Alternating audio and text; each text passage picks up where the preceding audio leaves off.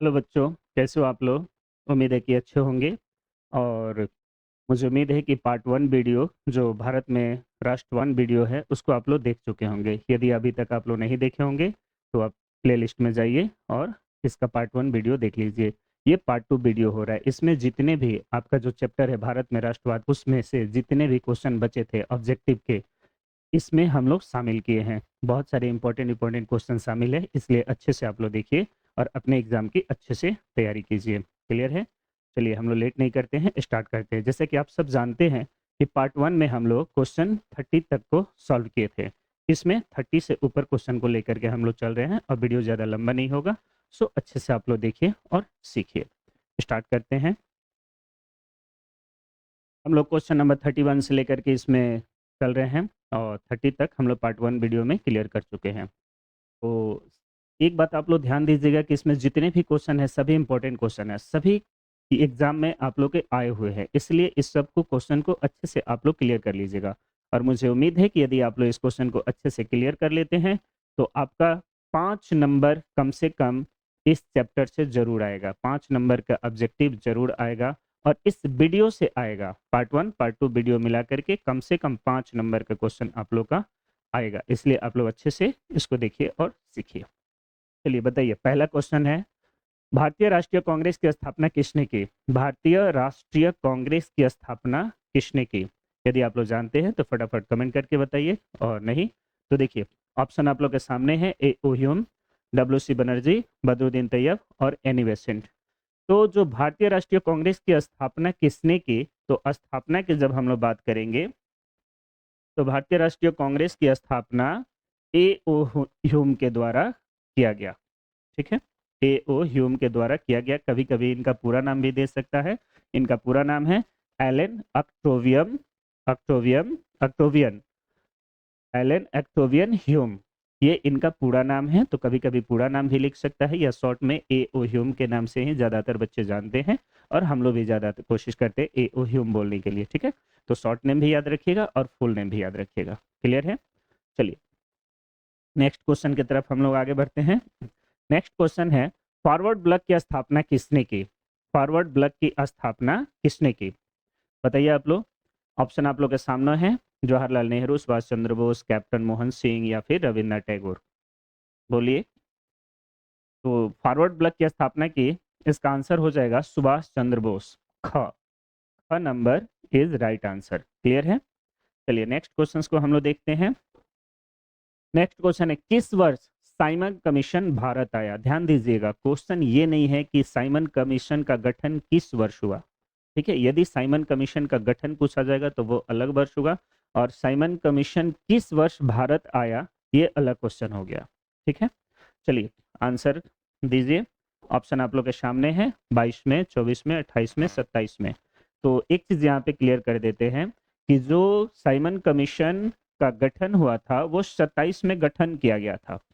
ठीक है, लेकिन 28 में भारत आया। ठीक है, इसलिए इस क्वेश्चन के अनुसार किस वर्ष साइमन कमीशन भारत आया, ये 1928 इज राइट आंसर। क्लियर है? चलिए नेक्स्ट क्वेश्चन हम लोग देखते हैं। नेक्स्ट क्वेश्चन है, अखिल भारतीय किसान सभा का गठन किस वर्ष हुआ था? अखिल भारतीय किसान सभा का गठन किस वर्ष हुआ था? ऑप्शन आप लोग के सामने है। 21 है, 28 है, 1929 है या फिर 1936। बताइए। राइट आंसर हो जाएगा 1936। घ इज राइट आंसर। क्लियर है? चलिए नेक्स्ट क्वेश्चन। टीपू सुल्तान शासक थे कहाँ के? टीपू सुल्तान कहाँ के शासक थे? क्या वो मैसूर के थे, शिमला के थे, कश्मीर के थे या फिर इनमें से कोई नहीं? बताइए, ऑप्शन सामने है सभी, आंसर दीजिए आप लोग। इसका आंसर हो जाएगा टीपू सुल्तान मैसूर के शासक थे। क्लियर है? नेक्स्ट क्वेश्चन हम लोग देखते हैं। नेक्स्ट क्वेश्चन है, सिखों के 10वें और अंतिम गुरु श्री गुरु गोविंद सिंह जी का जन्म बिहार के किस नगर में हुआ था? सिखों के जो 10वें गुरु थे श्री गुरु गोविंद सिंह जी, इनका बिहार प्रदेश के कहाँ पे जन्म हुआ था? बिहार प्रदेश में कहाँ पे जन्म हुआ था? ठीक है, बहुत इंपॉर्टेंट क्वेश्चन है। कहाँ, मुंगेर है या फिर खगड़िया है या फिर पटना है, फिर इनमें से कोई नहीं? यदि आप लोग पटना गए होंगे तो अच्छे से जानते होंगे, या फिर पटना घूमे होंगे तो अच्छे से जानते होंगे कि श्री गुरु गोविंद सिंह जी का जन्म पटना में हुआ है। ठीक है, पटना साहिब में आप जाइएगा तो वहाँ पे बड़ा सा क्या बोलते हैं सिखों के लिए जो गुरुद्वारा, ठीक है, तो बहुत बड़ा पटना साहिब में गुरुद्वारा है। ठीक है, आप वहाँ पे उनकी जन्मस्थली को घूम सकते हैं, क्लियर, और देख सकते हैं और उनके बारे में आप लोग जान सकते हैं। चलिए नेक्स्ट क्वेश्चन हम लोग देखते हैं। नेक्स्ट क्वेश्चन है ब्रह्म समाज की स्थापना किसने की? ठीक है, ब्रह्म समाज की स्थापना किसने की? यह भी बहुत इंपॉर्टेंट क्वेश्चन है। ऑप्शन आपके सामने है, राजा राम मोहन राय, दयानंद सरस्वती, विवेकानंद जी, यहाँ पे थोड़ा सा प्रिंटिंग, विवेकानंद जी या फिर रामकृष्ण परमहंस जी। ठीक है, तो ऑप्शन सामने है, आप लोग आंसर दीजिए और इसका आंसर हो जाएगा ब्रह्म समाज की स्थापना किसने की? राजा राम मोहन राय ने। राजा राम मोहन राय ने ब्रह्म समाज की स्थापना की थी। देखिए एक एक क्वेश्चन बहुत इंपॉर्टेंट है, इसलिए आप लोग इसको याद करते भी चलिए, और यदि वीडियो एक दो बार देख लीजिएगा तो मुझे उम्मीद है कि आप लोग अच्छे से इसको याद कर लेंगे, और फिक्स है कि इसमें से आएगा, फिक्स है कि इस पार्ट 1 वीडियो और पार्ट 2 वीडियो से आएगा ही आएगा। ठीक है, इसलिए आप लोग अच्छे से सीखते हुए चलिए।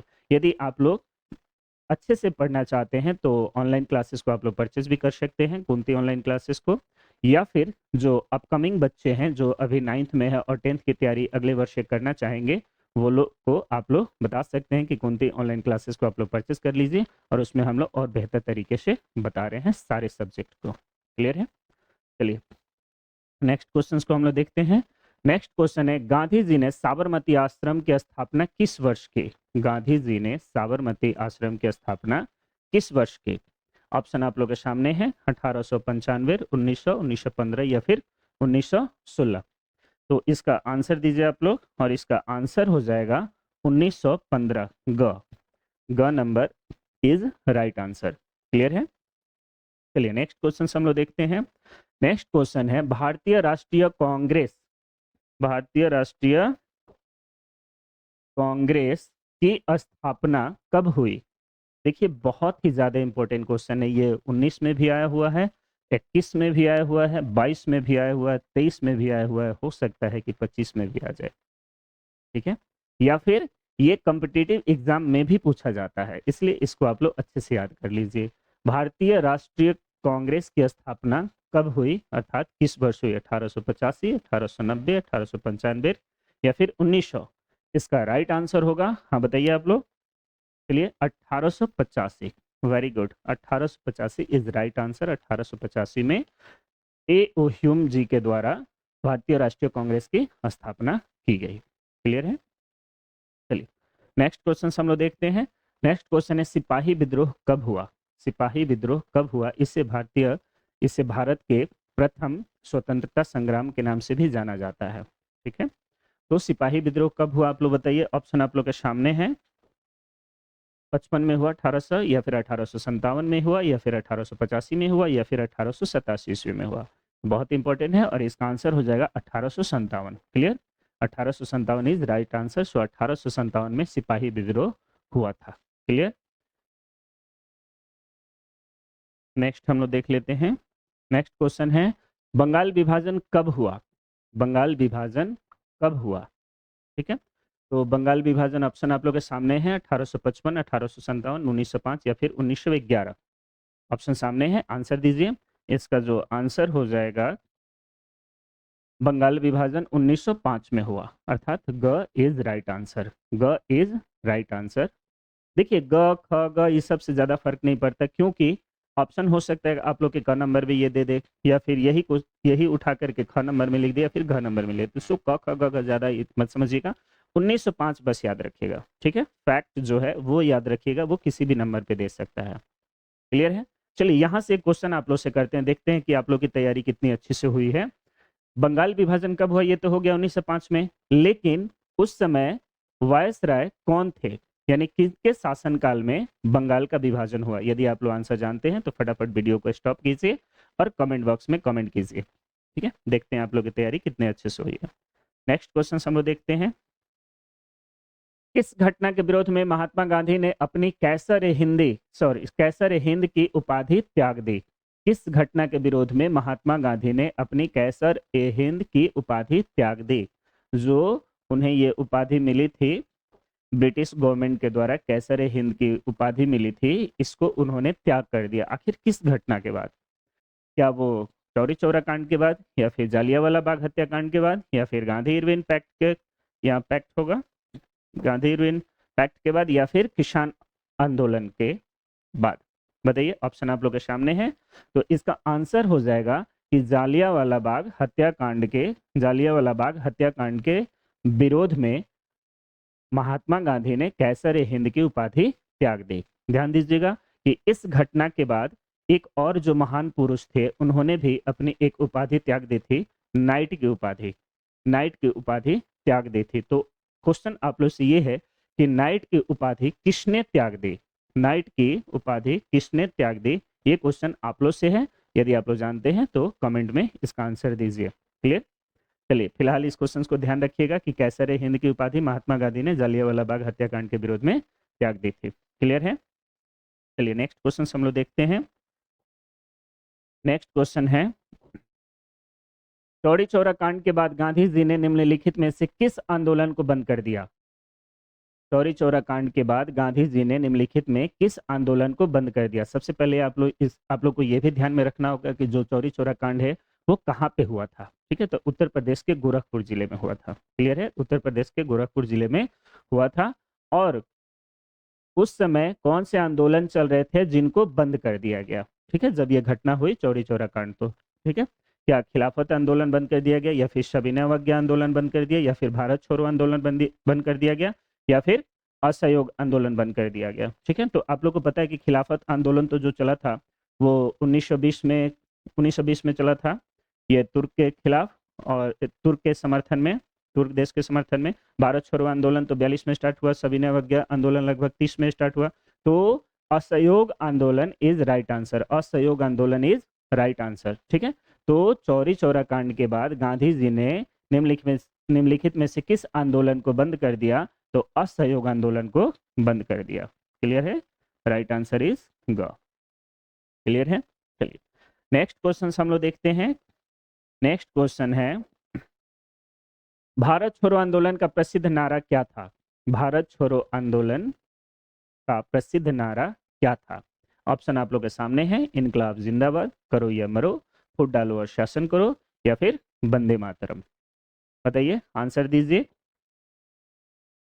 इसका सही आंसर हो जाएगा करो या मरो, डू और डाई।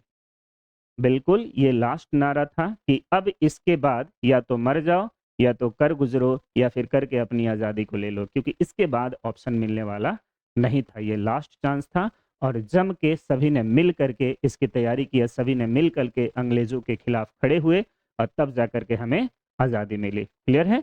तो भारत छोड़ो आंदोलन का प्रसिद्ध जो नारा था वो करो या मरो, डू और डाई था। क्लियर? चलिए, नेक्स्ट क्वेश्चन हम लोग देखते हैं। नेक्स्ट जो क्वेश्चन है, गांधी जी ने भारत में सत्याग्रह का पहला प्रयोग कहाँ किया? क्वेश्चन को थोड़ा सा अच्छे से पढ़िएगा, क्योंकि इस टाइप के क्वेश्चन में कंफ्यूजन हो सकता है। जब भी सत्याग्रह की बात आए तो क्वेश्चन थोड़ा सा अच्छे से पढ़िएगा। ठीक है, कि गांधी जी ने भारत में, ध्यान दीजिए, भारत में सत्याग्रह का पहला प्रयोग कहाँ पे किया? भारत में। अगर पूछा जाए कि गांधी जी ने सत्याग्रह का पहला प्रयोग कहाँ किया, तो ध्यान रखिएगा उसका आंसर हो जाएगा साउथ अफ्रीका, दक्षिण अफ्रीका। क्लियर? लेकिन यदि नाम दे दे कि भारत में अर्थात अपने देश में सत्याग्रह का पहला प्रयोग कहां पे किया? क्लियर? ऑप्शन सामने है, दीजिए आंसर। चंपारण में, खेड़ा में, अहमदाबाद में, कोलकाता में? तो इसका जो सही आंसर हो जाएगा चंपारण का। क्लियर? गांधी जी ने भारत में चंपारण में पहला सत्याग्रह प्रयोग किया। क्लियर है? चलिए, नेक्स्ट क्वेश्चन हम लोग देखते हैं। नेक्स्ट क्वेश्चन है, तीन कठिया प्रणाली किन पर लागू थी? तीन कठिया प्रणाली किन पर लागू थी? ये बहुत इंपॉर्टेंट क्वेश्चन है और इससे रिलेटेड आप लोग के सब्जेक्टिव क्वेश्चंस भी आ सकते हैं कि तीन कठिया प्रणाली क्या होती है, या तीन कठिया प्रणाली से आप क्या समझते हैं, या तीन कठिया प्रणाली पर प्रकाश डालें। क्लियर? इस टाइप से क्वेश्चंस आप लोग में आ सकते हैं सब्जेक्टिव में लिखने के लिए। तो थोड़ा सा मैं आप लोग को इसके बारे में बता देता हूँ कि तीन कठिया जो प्रणाली थी वो लगभग 3/20, ठीक है, ये एक कर था, ये एक टैक्स था। अर्थात जिनके पास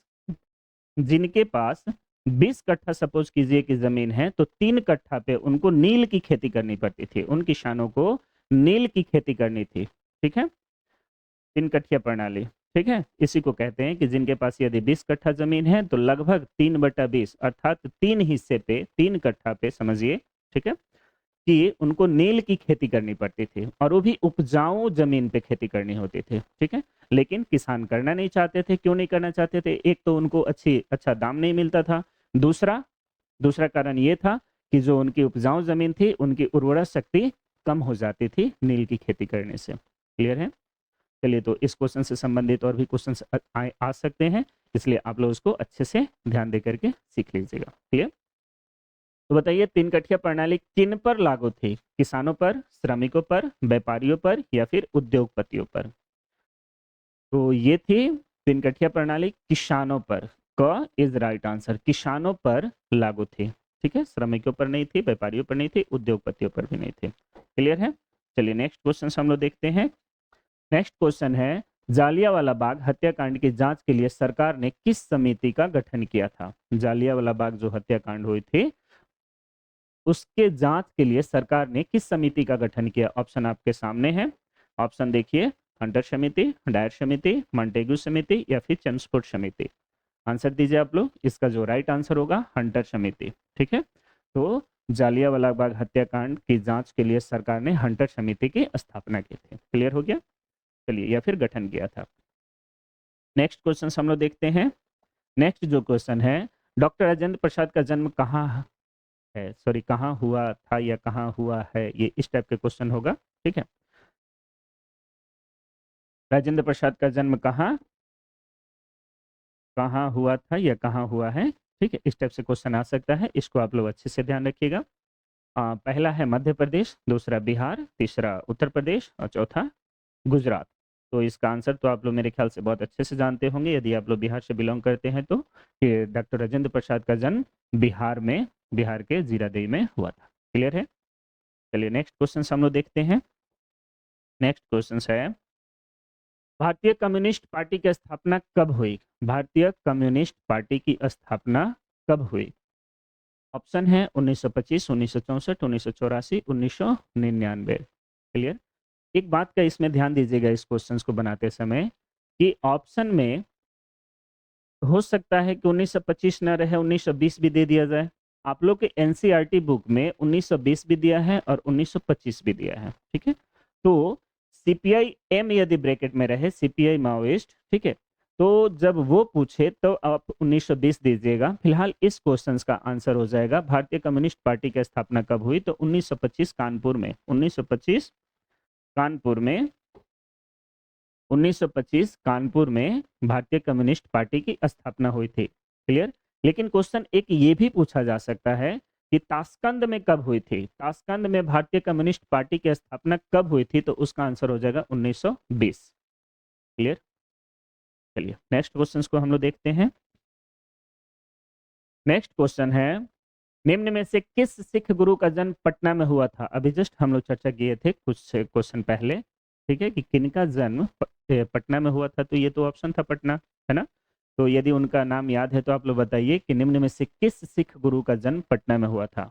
यहाँ पे नंबर पूछ रहा है, 5वें नंबर, चौथे नंबर, पहले नंबर या फिर 10वें नंबर। तो इसका जो आंसर हो जाएगा, आंसर आप लोग दीजिए, इसका जो आंसर हो जाएगा वो हो जाएगा 10वें सिख गुरु गुरु गोविंद सिंह जी का जन्म, सिख गुरु का जन्म पटना में हुआ था। क्लियर है?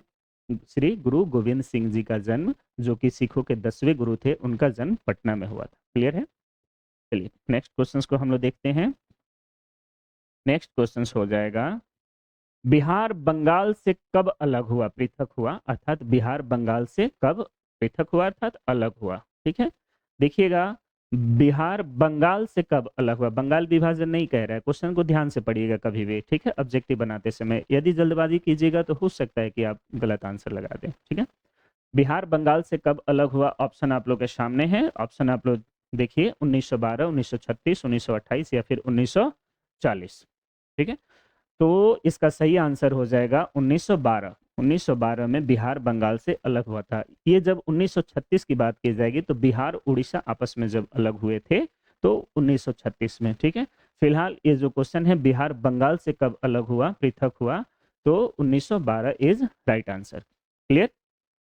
चलिए नेक्स्ट हम लोग देखते हैं। नेक्स्ट जो क्वेश्चन है, दिसंबर 1929 ईस्वी में किस नदी के तट पर नेहरू जी द्वारा तिरंगा फहराया गया? क्वेश्चन बहुत इंपॉर्टेंट है। दिसंबर 1929 ईस्वी में किस नदी के तट पर नेहरू जी द्वारा तिरंगा फहराया गया? ऑप्शन आप लोग के सामने है। गंगा नदी, गंगा नदी, यमुना नदी, रावी नदी या फिर सिंधु नदी। तो इसका जो राइट आंसर होगा वो है रावी नदी। क्लियर है। चलिए नेक्स्ट क्वेश्चन हम लोग देखते हैं। नेक्स्ट क्वेश्चन को देखते हैं। क्रांतिकारी नेता सूर्यसेन जी का उपनाम क्या था? क्रांतिकारी नेता जो सूर्यसेन जी थे उनका उपनाम क्या था? चटगांव में जो भी शस्त्र को लूटा गया था उसके ये नेतृत्व किए थे सूर्यसेन जी। ठीक है, तो उनका उपनाम अर्थात उनको और किस नाम से बुलाया जाता था या फिर उनको और किस नाम से जाना जाता है, क्वेश्चन यही है। ठीक है, तो क्या नेताजी के नाम से जाना जाता था या मास्टरदा के नाम से या फिर सरदार जी के नाम से या फिर मुखिया जी? ठीक है, ऑप्शन आप लोग के सामने है, देखिए और इसका आंसर दीजिए। आप लोग को जैसे कि पता है कि नेताजी तो सुभाष चंद्र जी को हम लोग बोलते थे, सरदार तो सरदार वल्लभ भाई जी को बोलते थे, तो इनका जो राइट आंसर हो जाएगा मास्टरदा। क्लियर। तो सूर्यसेन जी को मास्टरदा के नाम से भी जाना जाता है या फिर उनका उपनाम मास्टरदा है। क्लियर। चलिए नेक्स्ट क्वेश्चन हम लोग देखते हैं। नेक्स्ट क्वेश्चन है, किस कानून के विरोध में जालियांवाला बाग में सभा का आयोजन हुआ था? किस कानून के विरोध में जालियांवाला बाग में सभा का आयोजन हुआ था जहां पे जालियांवाला बाग हत्याकांड हुई थी? क्लियर। तो वर्नाक्यूलर प्रेस एक्ट या फिर भारत सरकार अधिनियम या फिर रॉलेट एक्ट या फिर इनमें से कोई नहीं, अर्थात इनमें से कौन से कौन से कानून बना था जिसके विरोध में जालियांवाला बाग में सभाएं हो रही थी जहां पे जनरल डायर ने गोलियां चलवाई थी और हजारों लोगों की लगभग मृत्यु हो गई थी? बताइए, ऑप्शन आप लोग के सामने है। इसका जो राइट आंसर होगा Rowlatt act. Clear. Rowlatt act के विरोध में जालियांवाला बाग में सभा हो रही थी। रॉलेट एक्ट एक ऐसा कानून था जिसमें किसी को भी बिना सबूत और बिना गवाह के पकड़ करके सरकार जेल में डाल देती थी। ठीक है, तो उसी कानून के विरोध में जालियांवाला बाग में सभाएं हो रही थी जहां पे जनरल डायर ने जाकर के गोलियां चलवाई। क्लियर। चलिए नेक्स्ट क्वेश्चन हम लोग देखते हैं। नेक्स्ट क्वेश्चन हम लोग देखते हैं। नेक्स्ट क्वेश्चन है, किनके अनुरोध पर महात्मा गांधी जी चंपारण आए थे? आपको पता है कि जब महात्मा गांधी जी 1915 में दक्षिण अफ्रीका से भारत आए तो जगह जगह घूम करके भारत की स्थिति को देख रहे थे और वो समझ रहे थे, सोच रहे थे और भारत को जानने की कोशिश कर रहे थे और यहाँ के लोगों की हालात को जानने की कोशिश कर रहे थे। ठीक है, तो वो अनुरोध पे महात्मा गांधी जी चंपारण गए। वो चंपारण भी गए थे, आप लोग को पता है, जहाँ के किसानों को बहुत ज़्यादा यातनाएं सहनी पड़ रही थी या फिर बहुत ज़्यादा उन लोगों को दिक्कत हो रही थी, बहुत सारी समस्याएं थी। उनके समस्याओं को महात्मा गांधी ने कुछ हद तक खत्म भी किया। ठीक है, तो किनके आग्रह पे महात्मा गांधी चंपारण गए? ठीक है, तो राजकुमार शुक्ल, अनुग्रह नारायण सिन्हा या फिर जयप्रकाश नारायण या फिर डॉक्टर राजेंद्र प्रसाद? बताइए, ऑप्शन आप लोग के सामने दिख रहा है। आंसर होगा राजकुमार शुक्ल। राजकुमार शुक्ल जी 1916 में लखनऊ में जो कांग्रेस का अधिवेशन हुआ था उसमें गए और महात्मा गांधी से मिले और महात्मा गांधी जी को आग्रह किया कि आप चंपारण आइए, वहां के किसानों की स्थिति को देखिए और उनको सुधार कीजिए। क्लियर है। तो राजकुमार शुक्ल जी के आग्रह पे महात्मा गांधी चंपारण गए। क्लियर है, बहुत इंपॉर्टेंट क्वेश्चन है, इसको आप लोग अच्छे से क्लियर कर लीजिएगा। नेक्स्ट क्वेश्चन हम लोग देखते हैं। सविनय अवज्ञा आंदोलन के समय भारत के वायसराय कौन थे? सविनय अवज्ञा आंदोलन के समय भारत के वायसराय कौन थे? क्लियर। ऑप्शन आप लोग के सामने है, Lord Dalhousie, Lord Irwin, Lord Chelmsford या फिर लॉर्ड मिंटो? क्लियर। आंसर दीजिए, इसका जो राइट आंसर हो जाएगा Lord Irwin. Lord Irwin is right answer. Clear. सविनय अवज्ञा आंदोलन जब हो रही थी उस समय भारत के वायसराय जो थे वो लॉर्ड इरविन थे। क्लियर। चलिए नेक्स्ट क्वेश्चन को हम लोग देखते हैं। नेक्स्ट क्वेश्चन है, क्वेश्चन अब ज्यादा नहीं है, बहुत थोड़ा सा है। इतना आप वीडियो देखे हैं तो मुझे उम्मीद है कि आप लोग आगे भी देखना चाहेंगे और अच्छे से आप लोग तैयारी करना चाहते हैं, तभी आप लोग ये वीडियो देख रहे हैं। क्लियर? चलिए 2-4 क्वेश्चंस और हैं, ज़्यादा नहीं है। चौरी चौरा कांड जो हुआ था, चौरी चौरा कांड हुआ था कब, यानी किस वर्ष में चौरी चौरा कांड हुआ था? ऑप्शन आप लोग के सामने है। आपको पता है कि उत्तर प्रदेश के गोरखपुर जिले में जो चौरी चौरा कांड हुआ था वो किस वर्ष हुआ? क्लियर? क्या 1920 में हुआ, 22 में हुआ, 30 में हुआ या फिर 42 में हुआ? तो इसका जो राइट आंसर हो जाएगा 1922। 1922 में चौरी चौरा कांड हुआ था, जिसमें थाने में आग लगा दी गई थी, जिसमें लगभग 22 पुलिसकर्मी जिंदा जल गए थे। क्लियर है? चलिए नेक्स्ट क्वेश्चन को हम लोग देखते हैं। नेक्स्ट क्वेश्चन हो जाएगा, मोपला विद्रोह कहाँ हुआ था? मोपला विद्रोह कहाँ हुआ था? देखिए, विद्रोह से मुझे एक याद आया कि जो पार्ट 1 में वीडियो मैंने बनाया था उसमें रंपा विद्रोह एक क्वेश्चन था, ठीक है, कि रंपा विद्रोह कब हुआ था। मैंने आप लोग को ऑप्शन दिया था, जो ऑप्शन था उससे अलग भी एक ऑप्शन दिया था, 1879 1879 या फिर 1922। क्लियर? लेकिन इसके अलावा आप लोग के एनसीईआरटी बुक में एक छोटा सा लाइन दिया हुआ है जिसमें 1916 भी दिया हुआ है, ठीक है, कि 1916 में भी रंपा में विद्रोह हुआ था। क्लियर? इसलिए यदि आप लोग के ऑप्शन में 1916 आए, उसका ऑप्शन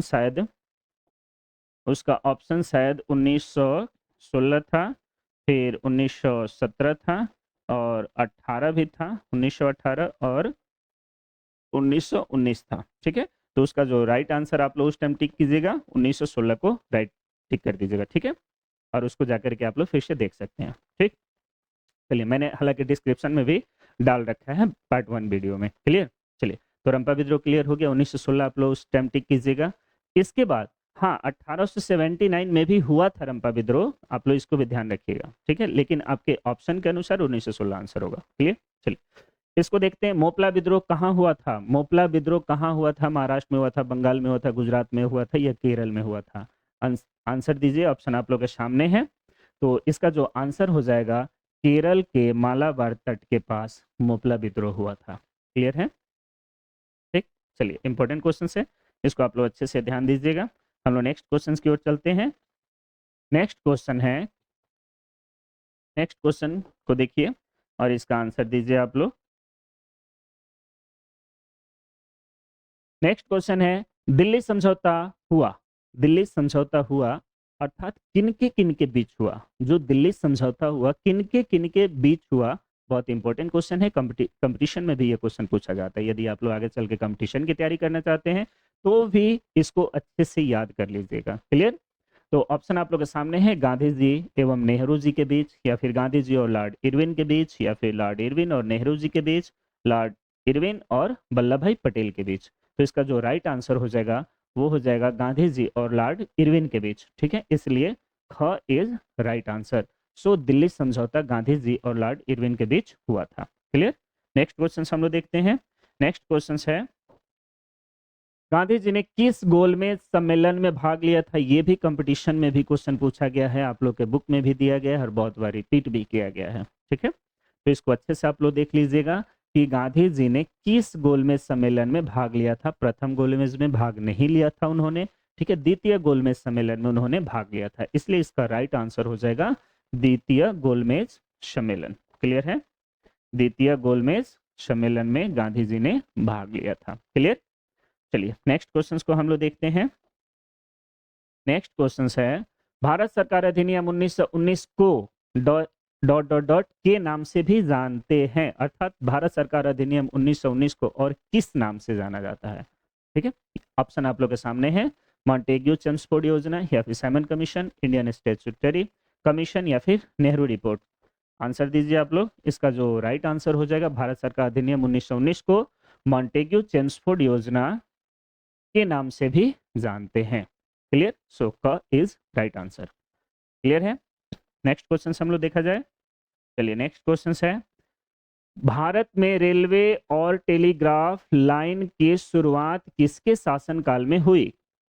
अर्थात रेलवे और टेलीग्राफ लाइन की जो शुरुआत हुई वो किसके शासनकाल में हुई? Lord Lytton, Lord Dalhousie, Lord Curzon, Lord Dufferin. ठीक है, तो ये भी बहुत इंपॉर्टेंट क्वेश्चन है, ध्यान दीजिएगा। कंपटीशन में इस तरह से भी पूछा गया कि किसके शासनकाल में भारत में रेलवे की शुरुआत हुई, इस टाइप से कंपटीशन में क्वेश्चन आया है बहुत बार, रेलवे में भी क्वेश्चन आया है, पुलिस में भी आया होगा। ठीक है, चलिए, तो इसको आप लोग अच्छे से ध्यान दीजिए और इसका आंसर बताइए। इसका आंसर हो जाएगा लॉर्ड डलहौजी।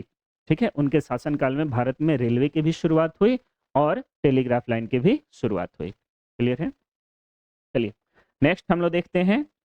नेक्स्ट जो इसका नेक्स्ट क्वेश्चन है, महात्मा गांधी के राजनीतिक गुरु कौन थे? बहुत इंपॉर्टेंट क्वेश्चन है और शायद पार्ट 1 में भी ये क्वेश्चन आया हुआ है। महात्मा गांधी के राजनीतिक गुरु कौन थे? और ये कंपटीशन में भी बहुत बार क्वेश्चन रिपीट करता है। ठीक, और मेरे ख्याल से आप सबको याद भी होगा। यदि याद होगा तो फट से वीडियो को पॉज कीजिए, रोकिए और इसका आंसर दीजिए कमेंट बॉक्स में। क्लियर? और फिर आके देखते हैं हम लोग, सुरेंद्र नाथ बनर्जी या फिर सत्येंद्र नाथ टैगोर या फिर गोपाल कृष्ण गोखले या फिर मोतीलाल नेहरू। मुझे उम्मीद है कि आप सभी इसका आंसर दे दिए होंगे। इसका जो राइट आंसर है, गोपाल कृष्ण गोखले महात्मा गांधी के राजनीतिक गुरु थे। क्लियर? चलिए, नेक्स्ट क्वेश्चन को हम लोग देखते हैं। नेक्स्ट क्वेश्चन है, लाल कुर्ती नामक संगठन का गठन किसने किया? लाल कुर्ती नामक संगठन का गठन किसने किया? बताइए आप लोग, बहुत इंपॉर्टेंट क्वेश्चन है। मेजिनी, खान अब्दुल गफार खान, सी राजगोपालाचारी या फिर सरदार वल्लभ भाई पटेल ने। ऑप्शन चारों आप लोगों के सामने हो गया है और इसका जो आंसर होगा, लाल कुर्ती नामक संगठन का गठन किसने किया? इसका जो आंसर हो जाएगा खान अब्दुल गफार खान। खान अब्दुल गफार खान ने लाल कुर्ती नामक संगठन का गठन किया। क्लियर है? यहां से मैं आप सबसे एक क्वेश्चन करता हूं। मैं देखना चाहता हूं कि आपकी तैयारी हुई है कि नहीं, अच्छे से हुई है कि नहीं है। क्लियर है? यदि अच्छे से हुई होगी तो मैं जो क्वेश्चन अभी कर रहा हूं इसका आंसर आप लोग जरूर दे पाएंगे। कमेंट बॉक्स में आप लोग आंसर दीजिएगा कि जो लाल कुर्ती नामक संगठन का गठन किसने किया। ये तो हमने बता दिया, खान अब्दुल गफार खान। लेकिन लाल कुर्ती जो नामक संगठन है, इसको और किस नाम से जानते हैं? लाल कुर्ती नामक जो संगठन है, इसको और किस नाम से जानते हैं? ये आप सबके लिए क्वेश्चन है और आप सब इसका आंसर जरूर दीजिए। यदि आप नहीं जानते हैं तो इसका आंसर सर्च कीजिए और इसको याद भी कर लीजिए, क्योंकि बहुत इंपॉर्टेंट क्वेश्चन है, आपके एग्जाम में आ सकता है। इसलिए इसको अच्छे से क्लियर करके सीख भी लीजिए और फिर कमेंट बॉक्स में आके कमेंट कीजिए। यदि अभी जानते हैं तो अभी इसका कमेंट कीजिए। ठीक है, मुझे खुशी होगी जितने बच्चे जानते हैं कि नहीं, और यदि नहीं जानते हैं तो आप लोग सीख लीजिए। क्लियर? चलिए, तो लाल कुर्ती नामक संगठन का गठन किसने किया? खान अब्दुल गफार खान ने। और आप लोग के लिए क्वेश्चन जो था कि उसको और किस नाम से जानते हैं। क्लियर? चलिए नेक्स्ट, इंडियन स्टैट्यूटरी कमीशन के अध्यक्ष कौन थे? इंडियन स्टैट्यूटरी कमीशन के अध्यक्ष कौन थे? ऑप्शन आप लोग के सामने है। जनरल डायर थे या फिर विलियम हंटर थे, रॉबर्ट ओवन थे या फिर जॉन साइमन थे। तो इसका जो राइट आंसर हो जाएगा John Simon. John Simon Indian statutory commission के अध्यक्ष थे। क्लियर? चलिए नेक्स्ट हम लोग देखते हैं। नेक्स्ट है, न्यू इंडिया समाचार पत्र को किसने शुरू किया? बहुत इंपॉर्टेंट क्वेश्चन है ये भी। न्यू इंडिया, जैसे कि मैंने कहा है शुरू में ही कि जितने भी क्वेश्चन हैं सभी इंपॉर्टेंट है। ठीक है, इसलिए इसको आप लोग अच्छे से क्लियर करते जाइए, याद करते जाइए। न्यू इंडिया समाचार पत्र को किसने शुरू किया?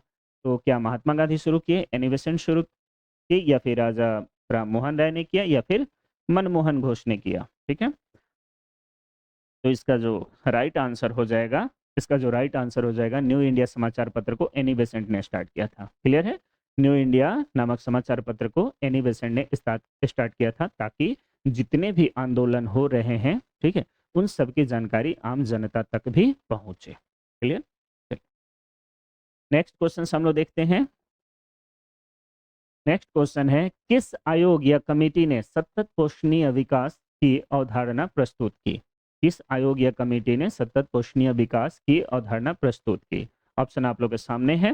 ब्रॉन्टलैंड, इसको ब्रॉन्टलैंड भी ब्रॉन्टलैंड भी जनरली हम लोग कहेंगे। ठीक है, यह नाम इसका ब्रॉन्टलैंड है। क्लियर है? और ब्रेटन वुड समिति, साइमन आयोग या फिर जिनेवा आयोग। ऑप्शन चारों आप लोग के सामने है, इसका आंसर दीजिए। इसका जो आंसर हो जाएगा, ब्रॉन्टलैंड आयोग ने सतत पोषणीय विकास की अवधारणा प्रस्तुत की। क्लियर है? चलिए नेक्स्ट क्वेश्चन हम लोग देखते हैं।